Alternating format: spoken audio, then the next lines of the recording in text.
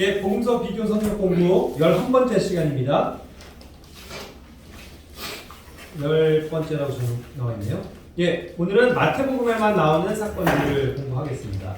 그래서 이제 세리 마태가 이 마태복음서를 썼죠. 그래서 이제 그의 관점에 의해서 독특한 서술들이 무엇인지를 조금 공부를 해보도록 할게요.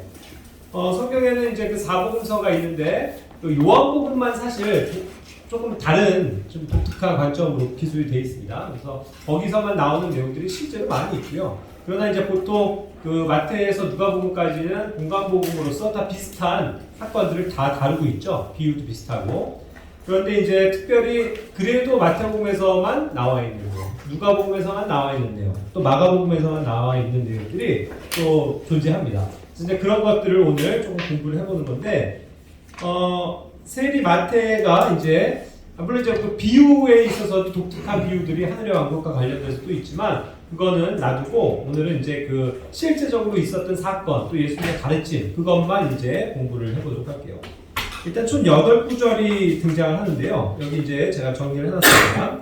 마태복음 5장부터 이제 6장에 굉장히 그것이 집중되어져 있어요. 5장 17절부터는 서기관들의 발과 바리새인들의 의를 능가하지 않으면 결코 하늘의 왕국에 들어가지 못한다 라는 그런 내용이 나와 있고요. 21절부터 26절까지는 형제를 욕하면 지옥불에 들어간다. 그래서 또 대적과 그 전에 먼저 화해해라 라는 내용이 나와 있고요. 27절부터 28절까지는 마음의 정욕을 품으면 이미 가능한 것이다. 그런 이제 내용 아시죠? 나와 있고 33절부터 37절까지는 함부로 맹세하지 말고 예면 예, 아니오면 아니오를 하라고 가르치고 계십니다. 그것을 이제 다뤘고 6장으로 가면 6절부터 4절까지의 그 자선, 결국 이제 구제하는 일들이죠. 그런 것들 할 때 남들 앞에 보이지 말고 은밀히 행하라고 가르치시는 내용. 그리고 16절부터 18절까지 보면 이제 위선자처럼 금식하지 말고 남 앞에 막 보이려고 이렇게 금식하지 말고 비밀리에 하라라는 그러한 내용이 담겨져 있습니다. 다 이제 전체적으로 어떤 가르침과 관련됐죠. 그래서 특징을 확인해 보면 어떤 가르침을 굉장히 집중해서 잘 마태는 듣고 그것을 서술을 했다는 얘기예요. 그래서 이것이 이제 5장, 6장은 특별히 이제 예수님의 그 산상수훈의 설교죠. 거기의 내용도 어느 정도는 중첩되는 부분이 있지만 이 구절만큼은 이제 마태만이 기술을 한 그런 내용이라는 것입니다. 또 그 다음에는 이제 어떠한 내용이 조금 나오냐면 이제 17장으로 넘어가서 24절부터 27절에서는 공세를 이제 내라는 어떠한 그러한 이제 공격에 대해서 예수님께서 어떤 물고기를 낚으면 거기에 이제 동전이 있을 테니까 그거를 내라 해가지고 물고기를 베드로가 낚죠. 거기서 이제 공세를 내는 그러한 이제 장면이 묘사가 되어 있습니다. 이것은 아무래도 이제 세리로서 마태는 굉장히 이런 측면에 있어서 공세를 내고 관세를 내고 이러는 어떤 문제가 굉장히 또 관심이 있는 분야였을 수 있겠죠. 그래서 이제 기술이 되어 있습니다. 그리고 18장 15절부터 20절까지에서는 그 교회의 권한과 원리에 대해서 예수님께서 설명하고 계세요. 그런데 이것도 그 마태만이 기록을 하고 있거든요. 특별히 교회라는 단어는 신약 성경에서 많이 당연히 이방인들과 더불어서 교회라는 말이 굉장히 중요하지만 복음서에서만큼은 아직까지 적용되지 않은 겁니다. 계시가 되어지지 않은 거죠. 왜냐하면 예수님이 오셔서 하신 사역은 유대인들을 구원하는 것이었지 아직은 교회가 드러나는 것이 아니었기 때문입니다. 그럼에도 불구하고 한번 이렇게 마태복음에서 그 두 구절에 걸쳐서 교회라는 말을 사용하고 있어요. 그런데 이 교회라는 것이 에클레시아라고 하는 그러한 이제 헬라어로 기록이 되어 있는데 결국은 다른 유대인들은 사실 그러한 개념을 잘 이해하지 못하는 상태였다는 거죠. 그러한 가운데서 이 헬라어의 어떤 의미를 정확하게 알고 있는 마태는 이 사실을 기술을 한 것 같습니다. 자, 그래서 이러한 내용들을 토대로 보면은 두 가지 측면에서 마태가 독특하게 서술한 그런 내용들의 특징은 첫 번째로는 이 산상수훈에 나오는 그런 내용들은 굉장히 높은 수준의 의의를 요구하는 것들이에요. 그래서 마태는 아무래도 이 높은 수준의 의, 그런 것들에 대해서 굉장히 관심이 있었던 사람 같습니다. 그리고 예수님의 어떤 가르침 하나하나를 놓치지 않는 그런 꼼꼼함, 기록하는 거. 아무래도 이제 기록을 중심으로 하는, 그래서 세금을 걷어들여야 되는 세리이기 때문에 그런 것이 굉장히 발달이 되어 있을 수도 있겠죠. 그리고 바리새인과 서기관들에 대한 역공을 다루는 내용들이에요. 이것이 예수님께서 그들을 책망하시고 그런 것이 굉장히 관심이 있었단 말이죠. 그럼 왜 그럴까를 생각하면 그 당시 서기관들과 바리새인들이 가장 무시하고 가까이 하지 않는 그런 사람 두 부류가 있었는데 아시죠? 죄인들 대표 세리 그리고 청년, 그렇죠? 그렇기 때문에 이 세리는 아주 그냥 뭐 거들떠보지도 않고 막 치를 떨면서 욕을 하고 비난을 하는 그러한 사람이었단 말이죠. 그러니까 이제 그러한 수모를 이 종교 지도자들로부터 얼마나 많이 받아왔겠습니까? 그래서 그런 면에서 어떤 의와 관련돼서 이 종교 지도자들의 그런 위선에 대해서 공격하시는, 그것을 책망하시는 예수님의 그러한 말씀이 오히려 굉장히 이렇게 속 시원하게, 시원한 그 사이다 발언, 그래갖고 더 관심 있게 적어줄 수도 있을 것 같아요. 그리고 또 어떤 면에서는 이런 사실 의를 그래도 자기가 추구했었던 마태 같은데 그러면서 그 역시도 자신의 그런 고민 또 딜레마 그런 것들을 한번 비춰볼 수 있었겠죠. 그런 어떤 교훈의 입장에서도 이것을 마태는 서술을 한 것 같습니다. 또 그 밖에도 이제 여러 가지 예수님의 가르침을 세세하게 기록한 것을 봐서는 마태가 아까 얘기한 것처럼 세리로서도 이렇게 결국 그런 것들을 숫자부터 시작해서 정확하게 기술을 해야 되는 그러한 특성상 서술에 놓았을 수도 있겠다는 생각이 듭니다. 그리고 이제 아무래도 그 공세 관련해서 세리였기 때문에 그 직업과 관련된 여러 가지 정보를 또 유추해 볼 수 있겠죠. 그래서 이제 이러한 내용을 한 번쯤 전체적으로 한번 공부를 해보도록 하면요. 그럼 이제 먼저 순서대로 5장 17절부터 한번 볼까요? 자, 뭐 흥정역, 표준역 다 걸어놨습니다. 아까 얘기한 것처럼 이것은 그 바리새인들의 의를 능가하지 않으면 결코 하늘의 왕국에 들어갈 수 없다. 이런 것들을 이제 얘기를 하는 거죠. 그러니까 그 바리새파 사람들이 사실 얼마나 사실 높은 도덕률을 가지고 있습니까? 도덕적으로, 그죠? 굉장히 엄격하고 하나님의 말씀을 하나하나를 지키겠다는 그거 자체는 좋죠. 그러나 이제 그것이 위선으로 빠졌기 때문에 그것이 문제였지 실제로 그들이 말하고 가르치는 것 자체는 그 문제는 없었단 말이죠. 그죠? 그리고 쓸데없는 이제 전통을 붙들었던 것이 잘못이긴 하지만 그러니까 그런 사람들의 어떤 의를 그러니까 유대인들이 넘어서지 않으면 하늘의 왕국에 들어갈 수 없다라는 것들을 얘기를 하고 있고 특별히 이제 이것이 이제 계명과 관련돼서는요. 누가 이제 가장 위대한 자라고 불릴 것이냐, 하늘의 왕국에서 누가 큰 자가 되냐, 바로 이런 것들을 작은 계명들 중에도 하나도 어기지 않는 그런 사람들, 그죠? 그 율법의 1.1획도 성취될 때까지 결코 사라지지 않는다. 그래서 이러한 마태는 아까도 얘기한 것처럼 숫자 하나도요 잘못 적으면 안 되잖아요. 그러니까 굉장히 점 하나, 획 하나에도 굉장히 신경을 많이 쓰는 그러한 사람일 확률이 높죠. 그러니까 이제 율법의 어떤 1.1획도 성취돼야 될 때까지 사라지지 않는다는 이러한 말씀 또한 마태가 서술을 한 내용이라는 거죠. 그러니까 이제 그런 면에서도 어떠한 문자를 다루는 데 있어서의 어떠한 그 성향 그런 것들을 알 수 있는 대목인 것 같아요. 넘어가 봅시다. 그다음에 이제 5장 21절부터 26절까지에서는 또 이제 살인하지 말라 그러면서 누구든지 형제에게 욕하는 자 그러한 사람이 지옥불의 이제 위험에 처하게 된다 이런 말씀을 하신 그 내용입니다. 그러면서 이제 더 나아가서는 나를 대적하는 어떠한 형제가 있고 나를 대적하는 사람이 있다면 내가 예물을 드리러 가다가도 먼저는 스톱하고 그걸 놓고 먼저 그와 함께 가서 그에게 가서 화해하는 걸 먼저 해라.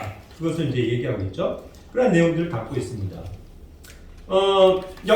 이건 역시도 어떤 면에서는 이 바리새인들의 위선을 얘기하는 거잖아요.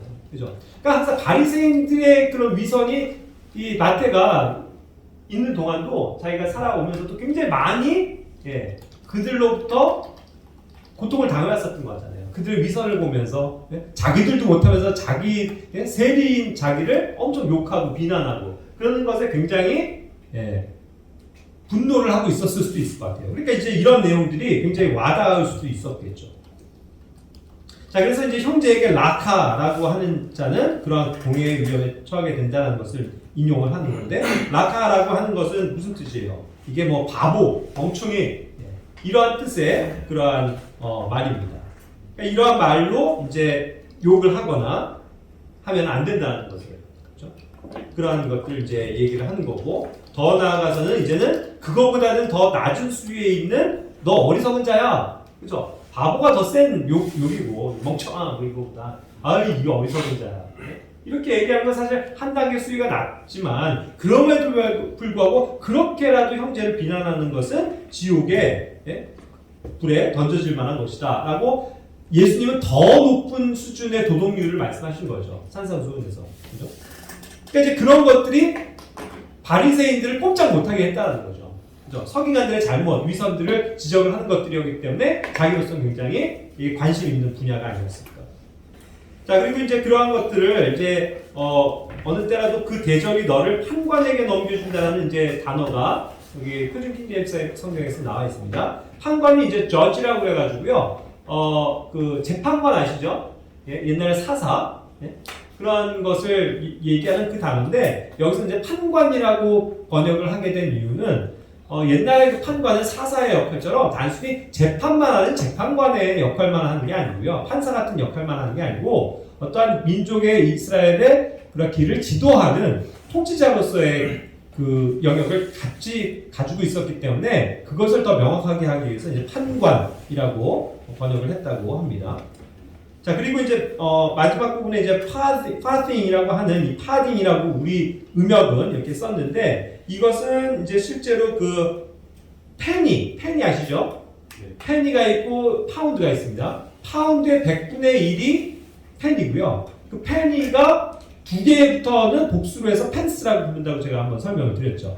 자, 그런데 그 페니의 4분의 1에 해당되는 아주 작은 그런 단위예요. 그러니까 말하자면 그 돈을 환산하면 뭐 1,600원 정도 오늘날의 그런 가치로 따졌을 때 여전히 파운드와 페니 이런 것들은 다 통용이 되니까 그랬을 때 그것이 한 뭐 1,600원 정도 된다고 하면 그거의 4분의 1이니까 아마 400원 정도밖에 안 되는 작은 돈인데 그런 것조차도 뭔가 시비가 걸려서 내가 어떤 대적에 의해서 그것이 화해하지 못하고 결국 그것을 물어내기 위해서 감옥에 가게 되면 그 400원마저도 탈탈 털어서 갚지 않으면 너가 못 나온다 이런 식으로 이제 얘기를 하는 겁니다. 그랬을 때 이제 사용된 그런 단어. 그래서 이 표준역 성경에서는 이러한 단위, 도량형 뭐 이런 것들이 그냥 뭐 우리가 아직 뭐 이해를 못하더라도 뭐 쓸데없이 데나리온, 뭐 아시리온 뭐 이런 식으로 바꿔놓지 않고 그냥 그대로 영어 사용을 했습니다. 자, 세 번째로는 5장 27절부터 28절까지 잘하는 말씀이죠. 이것도 너는 간음하지 말라 했는데 여자를 뭐 그렇게 하는 것이 잘못됐다는 것을 지적을 하지만 이제 예수님께서 주신 산상수훈의 더 높은 도덕은 뭐예요? 도덕률은 어떤 여자를 보고 음욕, 즉 정욕이죠. 러스트. 그걸 품기만 해도 이미 자기 마음속으로 간음한 거다. 이렇게 예수님은 보신다는 거죠. 그러니까 왕국에 있어서의 법령은 굉장히 높은 수준을 얘기하는 거예요. 이런 것들을 지금 마태가 아주 세세하게 적고 있다는 거죠. 그러니까 산상수훈의 그런 굉장히 길잖아요. 근데 그거를 꼼꼼히 그렇기 때문에 산상수훈에 대한 내용을 막 5장, 6장, 7장 하면서 엄청 열심히 적어놓은 거잖아요.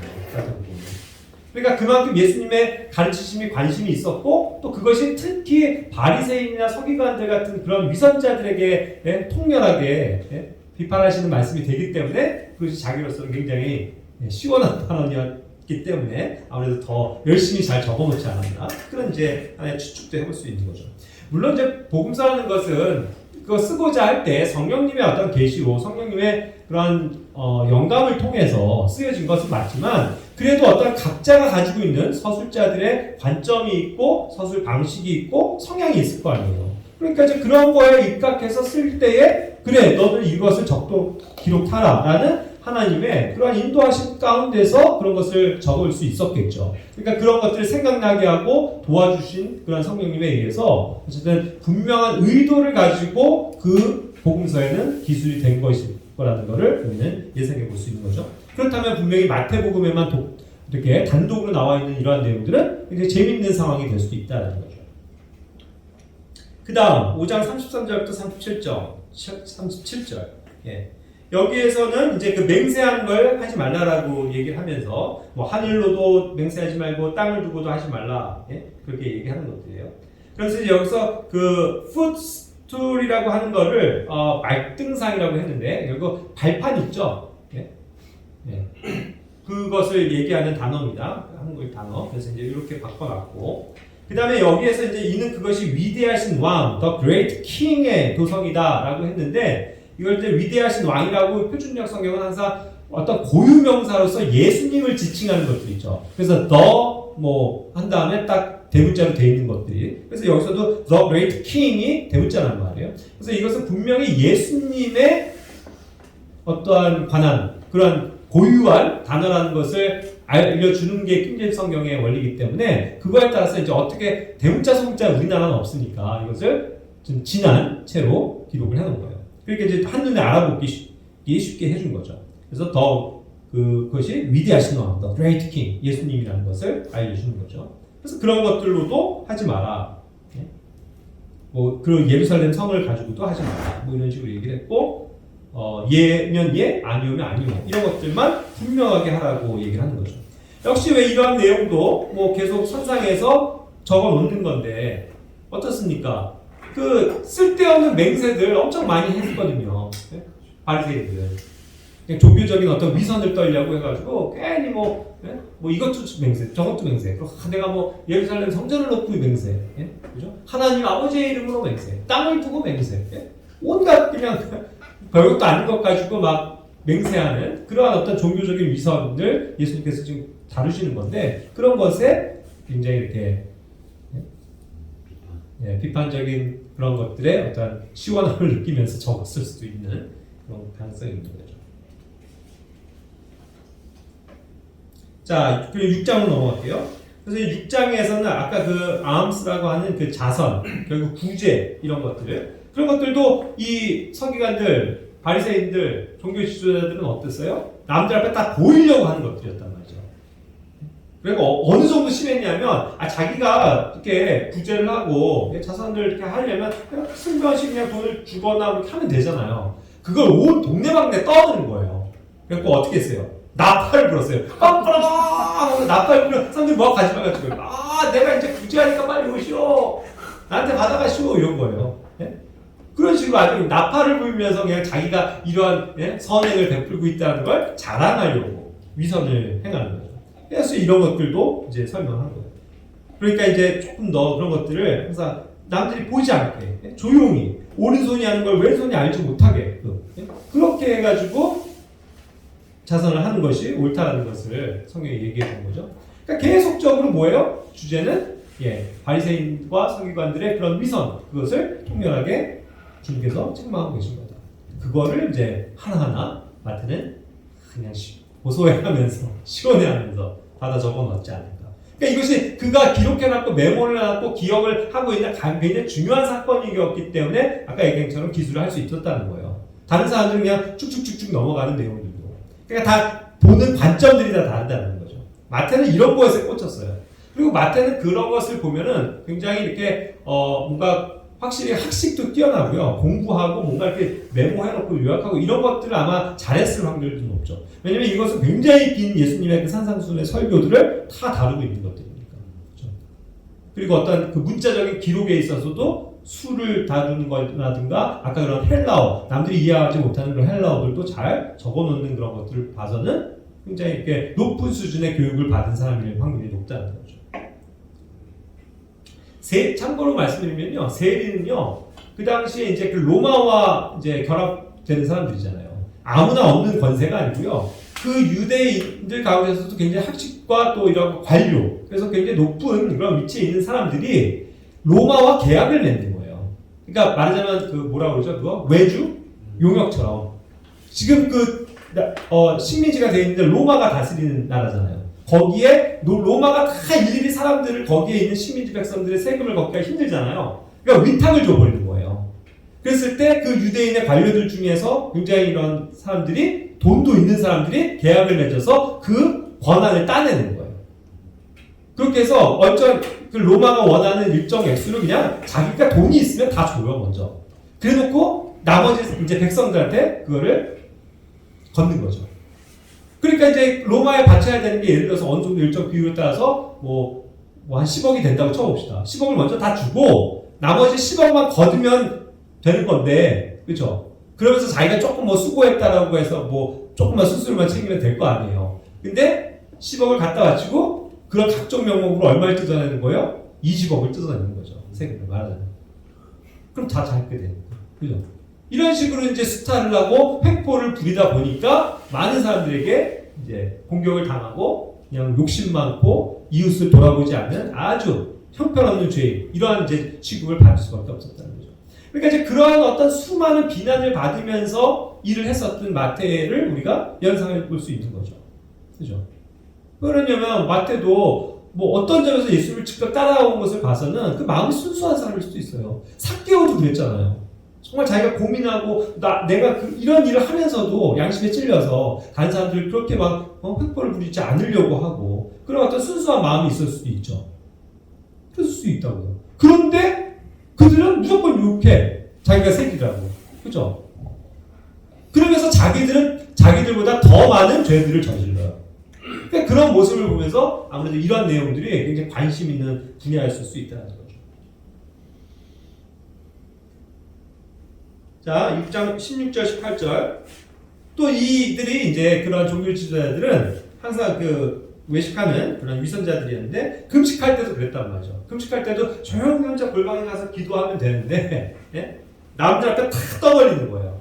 뭔가, 내가 금식한다, 이런 걸 보이기 위해서. 근데 그 대표적인 게 뭐냐면, 금식을 하면 괴롭잖아요. 그러니까 얼굴 흉하게 하고 입을 확 찡그러면서, 그러면서 막 기도를 하는 거죠. 인상을 팍팍 쓰면서. 슬픈 기색을 하면서, 주여, 이러면 사람들이, 저 사람 금식하고 있나 보다. 이런 걸 알아주니까. 그렇게 보이고자 기도를 했다는 거예요. 근데 이제 그렇게 하지 말고, 그냥, 이제, 은밀하게라고 홍정역에서 했지만, 비밀리에, in secret. 그죠? 비밀스럽게. 그 비밀은 아무도 모르는 거 아니에요. 그래야 비밀 아니에요. 남들 다 알면 그게 비밀이에요. 그러니까 금식 기도의 원리도 조용히 네가 혼자 골방에 들어가서 비밀리에 해라. 하나님과 너만 알게 해라. 그런 원리죠. 역시 이러한 종교적인 미선을 꾸짖으시는 내용인 거죠.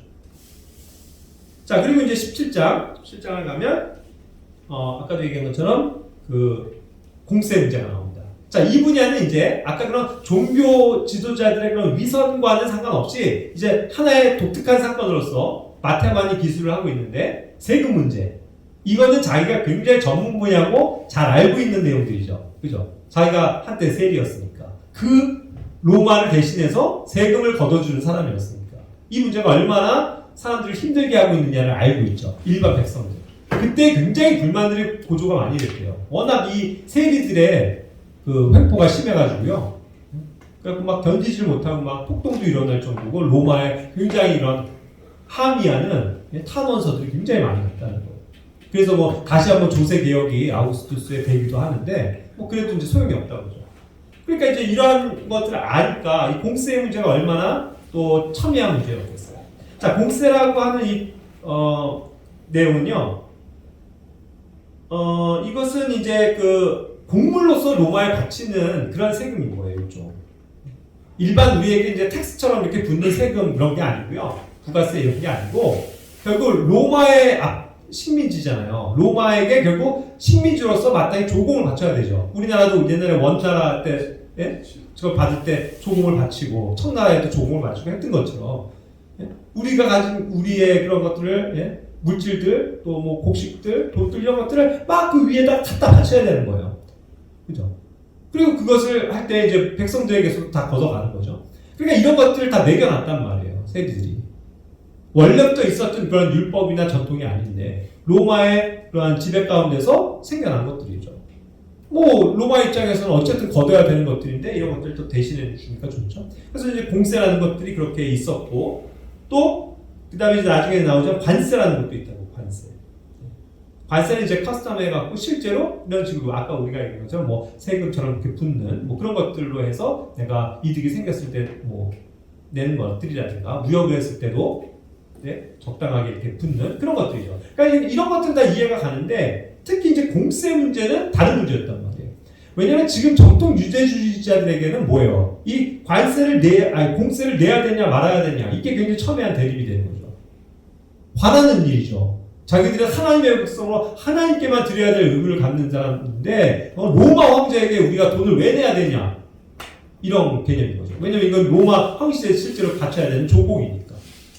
그러니까 이거에 대한 저항이 굉장히 만만치 않았단 말이죠. 그죠? 그러니까 이거 혈당원이라든가 열심히 있는 종교인들 같은 경우는 이걸 막 거부하고 엄청나게 저항을 많이 했었던 문제라고 하네요. 그러니까 이제 어쨌든 이게 문제가 되죠. 근데 걷기는 걷어야 되고 이쪽 로마나 정부 쪽에서는. 그러니까 이것이 굉장히 큰 갈등을 일으키는 거잖아요. 그리고 이게 자칫 그렇게 해서 문제가 되면은 또 예수님도 뭔가 공격을 당할 수 있죠. 그래서 내야 됩니까 말아야 됩니까 하니까 예수님이 현명하게 카이사르에게 하나님의 것은 하나님께 그렇게 이제 말씀하시고 그거 이제 다른 성경에도 나와 있는 내용이에요. 근데 이거는 독특하게도 어떠한 이제 그 공세를 내는 어떤 현장에서 지나가실 때 어떠한 사람이 그 세금을 거두는 자들이 이제 베드로에게 물어본 거예요. 이렇게 막 항상 무리를 지으면서 그 가버나움이 항상 거기 활동하시는 데잖아요. 제자들도 거기에서 잘 알고 있었거든요. 당신들은 근데 왜 한 번도 공세를 안 내? 그러면서 막 불러 세워갖고 너는 공세를 안 내냐? 그래서 너희 스승은 왜 안 내냐 이렇게 얘기를 하는 거죠.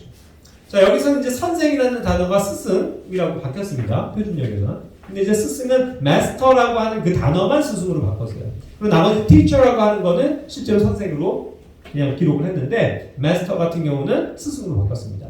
근데 왜 그러냐면 이 마스터라는 개념이 그 당시나 지금이나 일반 티처보다도 훨씬 높은 개념의 그런 어떤 모시는 그런 어떤 상전으로서 주인 같은 어떠한 개념을 갖기 때문에 그렇다는 거예요. 마스터. 그죠? 주인이여라고도 번역이 될 정도로 이제 복종하고 그에게서 일거수일투족을 따르는 그러한 스승과 제자의 관계. 그래서 옛날에 우리가 사부님 하면서 절대 복종이잖아요. 그 집에 들어가서 일해주면서 하잖아요. 그런 것처럼 그 당시에도 역시 마스터라고 하면 그 율법에 있어서도 그 랍비가 그런 거거든요. 랍비라는 게. 그러니까 이제 그런 위치에 있는 거란 말이에요. 그러니까 예수님도 스스로가 예수님을 마스터라고 부르는 것을 허용하셨지만 다른 사람들에게는 마스터라고 불리라고 했어요, 안 했어요? 불리지 말라고 했잖아요. 너희 중 아무도 마스터라고 불리지 마라. 그렇죠? 그런 개념을 주셨단 말이죠. 그러니까 이런 것이 분명히 이렇게 그 주종의 관계가 성립되는 요소이기 때문에 마스터라고 이제 번역을 한 겁니다. 자, 그래서 이제 어쨌든 그 제자들이 예수님을 그렇게 스승님처럼 모시면서 막 따르는 그런 무리라는 걸 아니까 너네 스승은 근데 이제 비꼬는 거죠. 왜 또 공세를 안 내? 그래서 그런 거죠. 그래서 그때 베드로도 뭐라고 말해주고 싶은데 사실 차마 할 말이 없어요. 그래서 이제 뭐라고 그래요? 내신다니까? 그러면서 이제 뭔가 씩씩거리면서 예수님한테 왔겠죠. 베드로의 성형사, 그죠? 그래서 뭔가 예수님 이거 어떻게 해야 되죠? 하고 얘기를 하려고 그러는데 예수님이 어떻게 해요? 알고 그 문제를 먼저 얘기하시는 거예요. 베드로에게. 시몬아, 너 어떻게 생각하냐? 네? 땅의 왕들이 누구한테서 관세나 공세를 취하냐? 자기 자녀들이냐? 아니면은 타인들에게서냐? 물어보시는 거죠. 그랬더니 베드로가 당연히 자식이 자녀가 아니고 타인들에게 복죠. 그러니까 예수님이 맞다. 그렇다면 자녀들은 면세다. 세금에 관해서 프리하다는 거죠. 텍스 프리가 되는 거죠. 네? 우리는 그래서 사실은 그런 면에서 세상에 대해서도 텍스 프리를 받아야 되는 사람들인 거예요. 그죠? 그건 맞아요. 왜냐하면 우리는 하나님의 자녀예요. 이 우주 만물이 사실 하나님의 건데 그런 개념을 품고 있는 거죠. 그러나 우리가 그렇게 하면 저들이 실족하지 않겠냐. 그죠? 그래서 그들이 실족할 수 있으니까. 그들이 또 우리를 비난할 수 있으니까. 그렇게 하지 않기 위해서 내는 방법도 뭐예요? 예수님이 우리 얼마 있냐 걷어라. 이거예요. 예수님 다 하시잖아요. 하나님으로서. 베드로야, 너 어부지? 잠깐만 저기 나가서 낚시바늘 하나만 가지고 딱 던져. 그러면 딱 해서 바로 걷어 올리는 그 물고기 가져와. 그래서 거기서 입을 벌려봐. 거기 뭐가 있어? 돈이 있어. 이게 예수님이에요. 그죠? 우리를 이렇게 아시는 거예요. 이 세상의 모든, 이 어떤 물고기가 우연히 지나가다가 바로 거기에 뭔가를 꿀꺽 삼킨 거 아니에요. 떨어진 돈을 먹인 줄 알고 꿀꺽 삼킨 거예요. 근데 이거 배추를 먹다가 꿀꺽 삼켜하고 이러고 있는데 그 괴로워하는 물고기를 또 베드로가 그때 마침 딱 던져갖고 그거를 물고서 건져내는 거 아니에요. 그래서 그 입을 딱 벌리니까 진짜로 거기에 동전이 걸려있는 거예요. 그 동전 딱 빼서 내가 내는 거죠. 근데 딱 그거가 얼마였겠어요? 딱 그 원하는 공수의 그 액수였겠죠. 하나님이 이렇게 친밀하세요. 그죠? 그런 것들을 이제 기록을 했으니 세리였던 마태는 얼마나 신기해요. 예? 이 문제 그래 굉장히 이렇게 고통스럽고 자기도 고민이 됐었던 문제인데 그래 그들을 실족하지 않기 위해서 그냥 내는 거지 뭐. 우리가 이 땅에 살면서 하나님의 자녀지만 우리가 자유롭지만 그 세상에서 요구하는 거 뭐 해주면 되지 뭐. 그죠? 그런데 그거 어떻게 그렇게 합니까? 우리 돈도 없고 하는 그 현실을 또 생각하면 그거 그냥 주님께 맡기면 돼. 주님께서 알아서 해주셔. 이걸 경험시키신 거 아니에요. 그죠? 이제 이런 거에 하나하나가 늘 떠가면서 기록할 때도 얼마나 이렇게 다시 옛날에 있었던 일을 이제 기술할 텐데 맞아 그때 그랬지 하면서 얼마나 신기해하면서 적었을까요? 이런 것들이 또 우리에게도 굉장히 신기한 얘기 아니에요. 그죠? 마지막 18장 15절부터 20절. 아까 얘기한 것처럼 여기에는 이제 교회라는 말이 등장을 하는 것이 이제 특징입니다. 교회는 그 당시로서 사람들은 이해하지 못하는 영역이에요. 자, 이것이 이제 어떤 형제가 범법하는 문제를 얘기하면서 그렇다고 하면 이거는 그냥 용서해줘라 그런 예전에 베드로가 얘기한 그게 아니고 범법했을 때 어떤 그를 바로잡는 데 있어서의 원리를 얘기해 주는 거예요. 어떠한 사람을 죄에서 돌이키게 하는 거거든요. 그랬을 때 조용히 가서 그에게 그의 잘못을 조용히 얘기해 주라는 거예요. 그 사람만 알게끔. 그래서 알아들으면 형제를 얻은 것이 된다는 거죠. 그런데 그 말을 듣지 않는다고 하면 그 범법에 대해서 바로 잡아야 되기 때문에 두세 명의 증인들을 더 데려가라는 거죠. 그래서 한 두세 명이 함께 얘기를 해요. 당신 이런 것을 잘못했어. 돌이켜야 됩니다. 그런데 그것마저도 듣지 않으면 어떻게 되는 거예요? 그럼 이제 교회에 알려라. 더 큰 기관으로 가는 거죠. 지금 상위로 올라가는 거죠. 더 큰 권위로 올라가는 거란 말이에요. 그래서 교회에게 알려라. 그래서 교회의 말 듣기도 거절한다면 그는 이교도나 모처럼요 세리같이 하게라. 딱 역시 꽂히죠. 이교도, 세리. 항상 그 종교 지도자들이 자기들을 크게 맡은 거 아니에요. 아니, 저 세리, 저 이교도 같은 존재들, 죄인들. 그러니까 이 말이 굉장히 꽂히면서 또 이런 것들이 함께 기록이 될 수도 있겠는데 어쨌든 또 여기서 이제 교회를 알리는 거예요. 그러면서 교회가 가진 권한이 이와 같이 무엇이든지 이 지상에서 묶으면 하늘에서도 묶이는 거고 이 교회가 이 지상에서 풀면 하늘에서도 풀린다는 그런 교회의 막강한 권한, 어떠한 치리와 이러한 책망에 대한 어떠한 권한까지도 교회가 가지고 있는 것에 대해서 얘기를 하는 거죠. 그래서 굉장히 이것이 상위 이런 것들을 다루는 데 있어서 어떤 상위 기구처럼 이렇게 보여지죠. 한 사람이 갔을 때의 효과와 권한과 여러 두세 명의 증인이 가서 여러 명의 복수로 다루는 문제와 그것도 안 됐을 때 온 교회가 그것을 치리하게 되는 어떠한 영역으로 보자면 상당히 이것이 하나의 판결에 있어서도 굉장히 권위를 갖게 되는 거잖아요. 그래서 이제 교회라는 말을 여기서 쓴 거예요. 신약 교회, 주님에게 부르심을 받은 사람으로서 우리가 흔히 아는 교회의 개념은 여기는 없어요. 아직까지는. 그것은 계시가 안 됐기 때문에 유대인 제자들은 뭐예요? 교회가 뭔지를 몰라요. 에클레시아스라고 하고 여기 기록은 됐지만 그게 뭔지를 모른다고요. 헬라어고 자기로서는 생소한 거죠. 뭐 그런 의미라는 건 알지만 그게 뭔지를 모르잖아요. 왜냐면 성령이 오셔야 교회가 열리니까. 아직까지는 교회는 감추어진 진리란 말이죠. 그러니까 교회를 이해하지 못하는데 여기서 두 구절을 이렇게 적은 거예요. 그렇죠? 자, 그러면 왜 여기에서 이 교회가 마태는 그래도 그것을 이해하냐?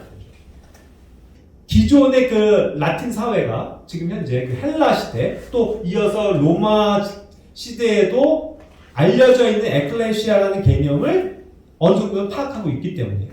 그게 뭐냐면 이 지금 현재 로마도 그리스 문화로부터 시작해서 온 그 에클레시아라는 단어는 뭐냐면 의회예요. 우리가 지금 교회라는 개념을 쓰기 이전에 의회라는 말로 그들 세계에서는 통용되는 거란 말이에요. 그것도 굉장히 높은 의결기구로서의 민회 아시죠? 옛날에 아테네나 뭐 이런 그런 도시국가들 굉장히 고도로 발달한 정치의 민주의회를 갖춘 데는 뭐예요? 의회 개념이라고요. 굉장히 높은 수준의 학식과 덕망을 갖춘 원로들이 있죠. 그런 사람들이 의회를 이뤄요. 그래갖고 그런 사람들이 함께 회의를 해가지고 어떤 것들을 중요한 사안들을 판단하게 되죠. 그죠? 그런 어떤 정치적인 기구를 얘기했었단 말이에요.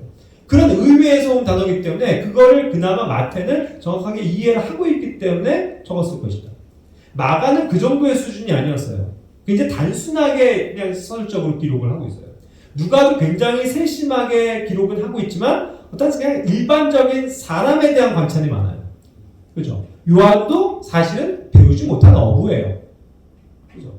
그러다 보니까 이러한 하나의 높은 수준을 이해할 수 있었던 사람은 이 12제자들 중에 사실은 마태, 세일이 마태 하나밖에 없었을 수도 있어요. 그래서 어쨌든 이와 같은 내용을 정확하게 서술할 수 있었다는 내용이 될 수 있겠죠. 그래서 오늘은 어쨌든 그냥 큰 내용은 아니지만 어쨌든 마태복음에만 이렇게 독특하게 나와 있는 그 관점으로서의 서술들, 이게 이제 어떤 것들이었는지 보면서 마태는 그런 영역에서 자기가 이제 세리인 것도 또 여기서 드러나고 또 어떤 그런 면에서 꼼꼼한 그런 서술 형태도 나오고 또 그가 그동안 그렇게도 항상 그 의의 문제, 그죠? 자기는 항상 죄인이라는 비난을 받으면서 인생을 살아온 사람이 아니에요. 그죠? 특히 누구한테? 그 서기관들, 바리새인들로부터. 근데 그런 사람들을 오히려 예수님이 책망하고 계시니 얼마나 그것이 속 시원하게